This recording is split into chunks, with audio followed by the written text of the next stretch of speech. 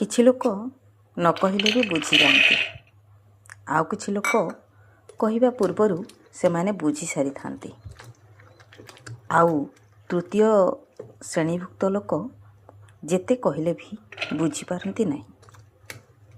ଜାଣିଛନ୍ତି, ସେପରି ଚରିତ୍ର ଲୋକଙ୍କୁ ବା ସେପରି ସ୍ୱଭାବ ଲୋକଙ୍କୁ ଆପଣ କେବେ ବି ବୁଝେଇ ପାରିବେ ନାହିଁ କି ସେମାନେ ତାଙ୍କ ଜୀବନ ଲାଇଫରେ ସମୟ ଗଡ଼ିଯିବ ପଛେ ବୁଝିପାରିବେ ନାହିଁ। ତେଣୁ ସେମାନଙ୍କ ଠାରୁ ଦୂରରେ ରହିବା ଭଲ।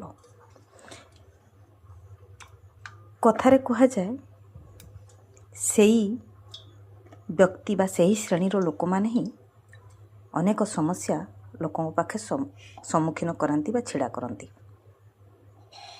ସେଥିପାଇଁ ସେମାନଙ୍କ ଠାରୁ ଦୂରରେ ରହି ସମସ୍ୟା ଠାରୁ ଦୂରରେ ରହିବାଟା ବହୁ ଗୁଣରେ ଭଲ। ଠିକ୍ କହିଲି ନା?